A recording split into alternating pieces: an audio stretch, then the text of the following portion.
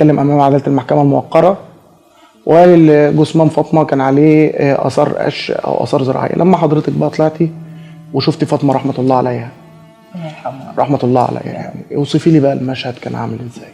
انا طلعت بعد ما محمود قال لقيت بنتي في اللي هي بتاع المخده بتاعته متطوله دي بيضه، ولقيت بنتي نايمه نصها عليها وجسمها كله بره على البلاط، وفرد ايديها الاتنين عاملاهم كده، ايد فيها الموبايل والايد اللي جنبها فيها المرايه، ووشها اكنه وارم واكن زي اكنه نقط دم كده دم معاها، ونص عينيها اللي مبينه واسنانها الاتنين دول اكن فوق نقطتين دم، ولما مؤاخذة لابسه الشبشب برجلها. طب معلش يا ام فاطمه، انا عايز حضرتك توصفي لي يعني فاطمه رحمه الله عليها بالظبط كانت في الزاويه ولا كانت يعني اللي يطلع من باب السلم يشوفها؟ يعني الاوضه، مدخل الاوضه ايوه خلاص، هي كانت في الجزء اللي مش باين ولا لو انت واقفه على المدخل هتشوفيها من بره؟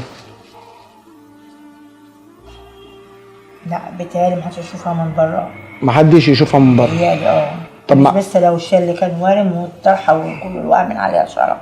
كانت الطرحه شعرها ما كانتش لابس عليه حاجه. طيب هو اتقال برضو امام عداله المحكمه الموقره من المستشار احمد حساب الشرب تقريبا اتقص او حاجه زي كده. كان رئيس النيابه كان وانا ما كنت عنده قال لي دي طرحه بنتك، كان مورالي بقلبي كيسه كده. طيب يعني كان في اي حاجه مثلا القش او الزرع او اي اثار على فاطمه غير طبيعيه؟ لا هو حضرتك بس وكيل النيابه هو اللي وراني الموبايل بتاعه، وراني رقبتها على حز طويل كده. طويل؟ حز طويل كده اكنه في دم، وبعد كده قلب الموبايل التاني موريني وش كف ايديها من هنا اهوت، من هنا طينه. كان في طينه فوق هنا؟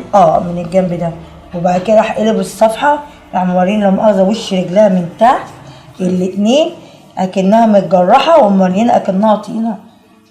يعني كان في طينه على الايد وطينه على الرجل من تحت؟ من تحت من وشي من هنا. حضرتك وكيل النيابه اللي كان يوريني كده. طيب معلش يا ام فاطمه برضو عايز حضرتك الهدوم اللي كانت لابساها فاطمه كانت ايه بالظبط؟ كان الازدال بتاعها الاسود. ده ازدال بيت ولا ازدال خروج؟ لا هو خروج. يعني انتوا تقعد فيه في البيت وتخرج. لا انا اقصد يعني انتوا كنتوا جايين بيه ولا هي راحت ولبست لبس تاني؟ لا هي راحه بالتيير بتاعها، لكن الازدال راح عشان تقعد بيه. طيب يمكن انت شفت برضو محمود خطيب فاطمه رحمه الله عليها كان لافف على رقبته دي الجيبه بتاعتها اللي كانت خارجه بيها ولا دي حاجه تانية؟ كنا رايحين بيه. ده التيير بتاعها اللي كانت لابساه. ده التيير اللي كانت لابساه. حضرتك يمكن احنا شفناكم انفعلتوا امام عداله المحكمه الموقره، وشفت حضرتك بتبكي يعني امام ساحه المحكمه. طبعا بنتي يا استاذ اسلام. بنتي وعايزه حقها طبعا، ونفسي انام واحط دماغي وارتاح اعرف مين اللي عمل فيها كده. عمل فيها كده ليه وليه؟ دول اللي انا عايزه اعرفهم من اللي عملوا فيها كده. حسبي الله ونعم الوكيل في اللي حاطط ايده على بنتي واذاها.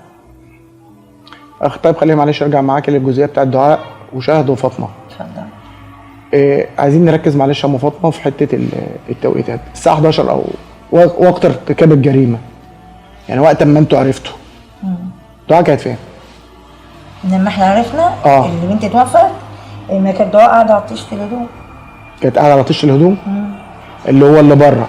هو اللي بره، كل ده كانوا ما بيغسلوش حضرتك اللي بره. ما اتحركتش؟ لا ما اتحركتش، ما كانوا بيغسلوا بره. طيب هي دعاء لما حصلت الواقعه دي مثلا ما راحتش شافت معاكوا وما اتحركتش معاكوا؟ لا انا ما شفتهاش اتحركت. بقول لك على حضرتك لما انا دخلت اشوف بنتي، راح اشوف بنتي في الاوضه وما تلاقيتهاش، ولما قلت يا محمود مش لاقيه بنتي، ما فيش دقيقه لقيت محمود جاي يقول لي بنتك ماتت. انا حضرتك من الكلمه اللي قالها لي ديت قال لي خلاص دماغي لفت. ازاي بنتي تموت؟ ما ركزتش في اي حاجه. خلينا نرجع مع حضرتك للكلام اللي قالته اسره دعاء لما كانت بتتكلم وبتقول قبل الواقعه بيوم ان الشله طلعت على احد، يعني طلعت مع احد شهود الاثبات لمسرح الجريمه. تمام؟ لما حضرتك طلعتي فوق شفتي الشلتتين اللي كانوا موجودين في مسرح الجريمه ولا لا؟ اللي هي الشله دي كانوا محطوطين شله. كانوا محطوطين في الزاويه؟ ايوه كانوا محطوطين. غير البتاع اللي بنتي كانت نايمه عليها. غير البتاع اللي المرتبه اللي كانت نايمه عليها؟ اللي هم رموها دي. طيب انت حضرتك قلت لي برضو اللي هي كان جزء على المرتبه وجزء على الارض. أيوة. صح كده؟ ايوه حصل. طيب الجزء ده ما قلنا اللي هو ما كانش باين من مدخل البيت.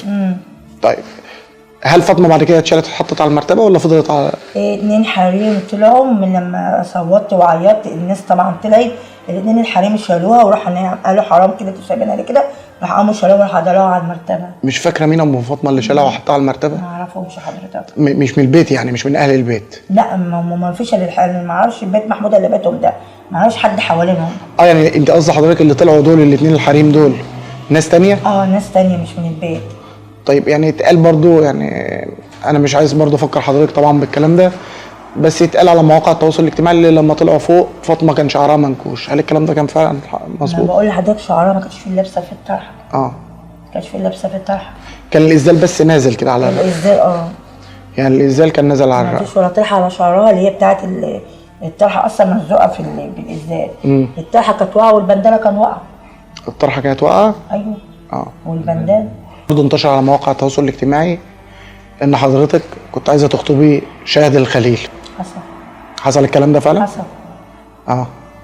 حصل. شريك كان عايز يخطبها وتقدم لها؟ اتقدم لامها. وايه اللي حصل؟ ابوها مرضاش. يعني اترفض؟ يعني خليل يتقدم لشاهد لكن ابوها مرضاش. والدها رفض. الكلام ده كان امتى تقريبا ام فاطمه؟ بنفس باين قبل خطوبه بطه او بعدها، مش مركزه او استاذ اسلام. يعني في التوقيت اللي فاطمه كانت بتخطب لمحمود. طب هل كان في خلافات بين حضرتك وفاطمه رحمه الله عليها ونجلاء وشهد ولا لا؟ مع بنتي؟ يعني اي خلاف اي حاجه؟ عمري ما كنت ليا خناقه مع بنتي، ده بنتي. لا مش خناقه مع بنتك، انت وفاطمه رحمه الله عليها مع نجلاء وشهد. ايوه يوم ما هنا كنا في البيت. ايوه شدت معايا شهد وشدت معاها، اللي هي المشكله اللي كنت حكيتها لي بتاعت كوبايه الشاي. بتاعت كوبايه الشاي. ايوه حصل. طيب نجلاء ما كانش في اي خلاف بينك وبينها؟ لا. طريقه التعامل بينك وبينها كانت ايه؟ كانت عاديه. كانت عاديه؟ يعني ما كانتش مثلا لما بيبقى في مشكله مثلا زي كوبايه الشاي دي ما كانتش بتتدخل؟ لا دي المره بس اللي احنا رحنا لها والبت على كوبايه الشاي. اكيد سمعتي تسريبات من هنا وكلام من هنا، جارة دعاء طلعت اتكلمت فلان الفلاني وقالوا اللي شهد ودعاء شهد ونجلاء رفضوا اللي هم يحضروا فرح فاطمه رحمه الله عليها، ايه حقيقه الموضوع ده ام فاطمه؟ لا شهد موجوده ونجلاء موجوده في فرح بيتي متصوره. يعني هم حضروا الفرح بتاع فاطمه؟ ايوه كلهم حضروا. كلهم حضروا. ودعاء حضرت؟ حتى اخته في واخته اللي في مصر وكله حضر. وشهد موجوده على الصور ومشاهده موجوده. يعني كل دول كانوا موجودين؟ كل دول كانوا موجودين. هو كله. واحمد ابو شهد وكله كان موجود. يعني الموضوع كان عائلي او في نطاق العيله. كله ما حدش اتاخر؟ ايوه كله كان موجود، واخته اللي في مصر كانت موجوده هنا وكله. والصور تشهد وكله موجود معانا. طيب اتذكر برضو على مواقع التواصل الاجتماعي ان كان في احد الاشخاص او شهود الاثبات موجودين داخل البيت في حين اللي اتقال اللي هو بره البيت وكان بيستحمى او حاجه زي كده، هل الموضوع ده صح ام فاطمه ولا لا؟ ايوه كان موجود. اول ما نزلت اقعد مع عمه لقيت امه بتسخن له ميه بيستحمى، ولقيت امه طلعت على طول جابت الطيش وكانت بتغسل له هدومه. بعدك لما قعدت بردك مع نفسي عشان بردك ما كنتش مركزه، صدمت ببنتي وجيت خلاص كنت تعبانه، لما جيت ركزت في كل حاجه. ايوه حصل. يعني كان بيستحمى. طب الحومه ده بيبقى مكانه فين؟ لا ده بيتهم الصغير. البيت اللي هو اللي ورا اللي احنا كنا قاعدين عليه، اللي هو اللي في المدخل ولا جوه؟ مش بيت دعاء، البيت الصغير. اللي هو اللي بيبقى فيه طقم الكنب. لا البيت الصغير اللي ورا اللي احنا كنا حضرتك قاعدين فيه انا ووالدته. يعني ما كانش فوق؟ لا كان في البيت الصغير. طيب اخر مره شفت محمود امتى ام فاطمه قبل ما يقول لك بطه ماتت؟ من ساعه لما يجي قال لهم ولا انت ولا شهد ولا بطه يخش يرازوا فيا. في التوقيت ده اللي انت رحتي قعدتي فيه قدام البيت والقصه اللي حصلت دي، فاطمه شهد دعاء محمود ما كانوش موجودين. ايوه. ممكن حضرتك تقولي لي التوقيتات بتاع كل واحد تقريبا بدات تشوفيهم امتى؟ يعني شهد اخذت بطه بتاع الساعه 8:30 كده. بعدها شهد اجت بتاع 3/4 ساعه او ساعه بالكتير. يعني قولي 9:30 ماشي. ممكن او اكتر بالحدود دي يعني. طيب دعاء شفتيها مرتين ولا مره؟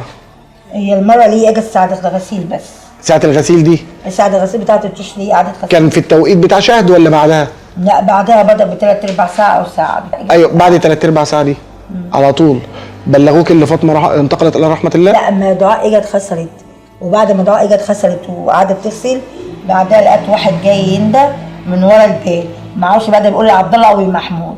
لقيت امه طلعت ردت عليه بعد ما شافت، طبعا اجت عيطت وعملت اللي هي عملته ده. بعد كده لقيت واحد قاعد بيندى بيقول لي عبد الله او محمود، بس انا ما شفتش وشه، امه اللي طلعت له ردت عليه. بعد كده قالت لي يا ام خليل واحنا كلنا قاعدين، قالت لي يا ام خليل اطلعي ايه صحي محمود. دخلت انا صحيت محمود، خبطت الاول على الباب وبعد كده قمت ما ردش، رحت فتحت الباب بقول له يا محمود يا محمود قوم رد في واحد بنت عليك. امن على شال البطانيه وطلع بره. ما فيش، انا داخله ابص على بنتي ما تلاقيه، بقول يا بطه يا بطه ما ردتش عليا. لقيت البطانيه اكن حضرتك اكن في حد نايم تحتها. دخلت الحمام والمطبخ اصلا جنب بعض، يا بصيت في الحمام بصيت في المطبخ ما لقيتش بطه. رجعت تاني قلت ازاي بنتي مش موجوده، برفع البطانيه كده اللي على السرير، برفع البطانيه اللي على المرتبه ما لقيتها. طلعت الاوضه وانا طالعه لقيت شهد وامها، لقيت شهد يا بطه يا بطه، ولقيت ام محمود يا بنتي يا بطه يا بنتي يا بطه. بعدين بقول يا محمود يا محمود مش لاقيه بطه، لقيت محمود كل ده من بره البيت يا بطه يا بطه، ما فيش دقيقه يا بطه يا بطه. بعد كده ما فيش دقيقه يا بطه إيه اما بطه ماتت بطه ماتت، ما فيش ثواني. انت لسه بتقول يا بطه يا بنتي، انت بتقول يا بطه يا بطه، ما فيش ثواني قلت بطه ماتت بطه ماتت، الحقي اما بطه ماتت بطه ماتت. انت ما كملتش حاجه.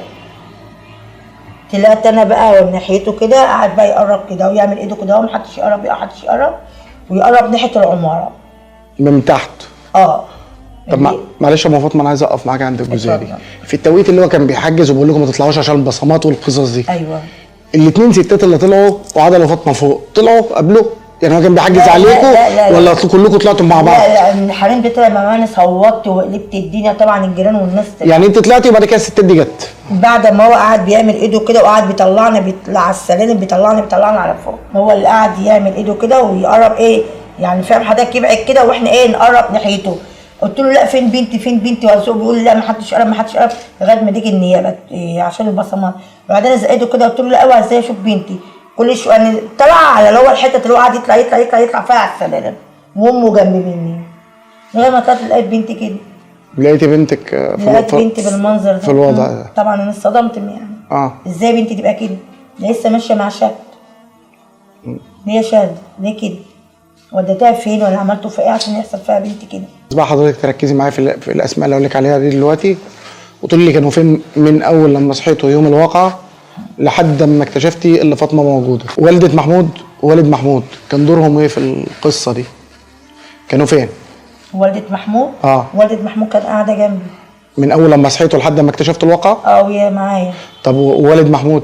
والد محمود كان بيقول اللي هو في الشغل، حتى ما سالت والدته قالت لي كلهم في الشغل. في الشغل فين بقى؟ ما اعرفش. هم مش المفروض بيشتغلوا في الارض؟